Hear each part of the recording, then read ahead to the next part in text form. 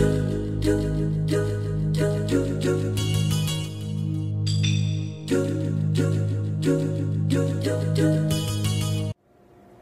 guys, Jarrod here. I got a community question for you. Were arcades the precursor to microtransactions? And were arcades, in essence, microtransactions themselves? Think of it. You'd play Pac-Man or something like Donkey Kong.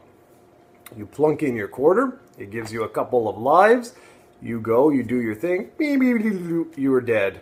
The only way to continue, that was your stopgap, the only way to continue was to plunk in another quarter, give you a couple more lives, maybe you'd make it to the next screen or later as arcades progress, maybe the next level. But eventually there were these stopgaps. These games were designed specifically to be not unbeatable, but extremely challenging, that your average casual, arcade goer would have to spend a lot of money in order to actually make any sort of progression. And these were during the times of the high score chasing games, things like that. As arcades progressed and we got into fighting games and things like that, I found your quarter went a little bit further if you were a little bit skilled in some of these games. But as games themselves evolved and got more advanced, they like beat 'em ups and stuff like that. Eventually it got to the point where these games were just so bloody tough that 1 quarter, 3 lives, whatever it was, just really didn't do much. Like, you basically got destroyed. And so I don't know why I started thinking of this. I think it was because of what is it called? Not Dungeon Hunter, but anyways, EA has a new mobile game out. I can't remember what it's called, but it's come under fire because it's like basically tons of microtransactions. It's like a Facebook game.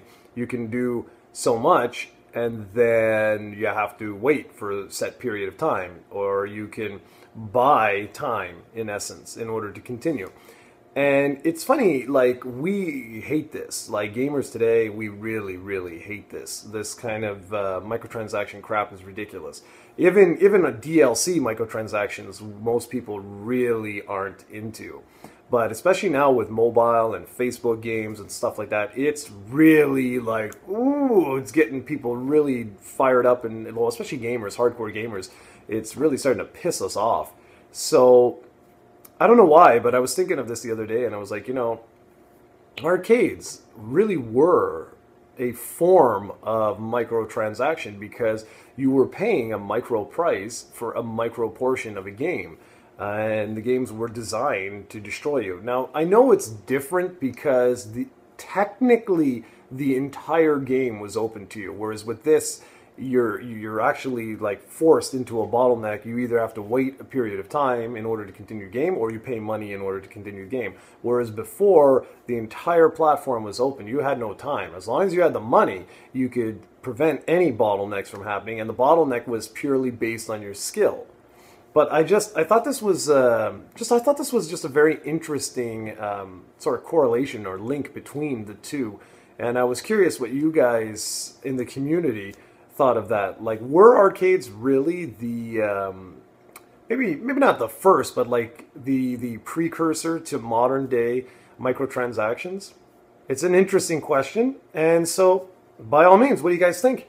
Leave a comment and let me know, because I'm kind of curious. I'm really curious to hear what some of you old school arcade fans have to say. I know you're probably like me. You're like, well, we've never even thought of it.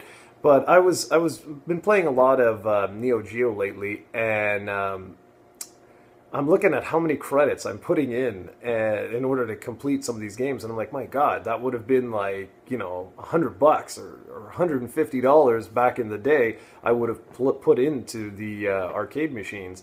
So anyways, that's it. I just wanted just a quick little vlog about that, and curious what you guys have to say. So by all means, leave a comment, and let's get another one of these great conversations going. Thanks for watching, everyone. Be back soon with another video.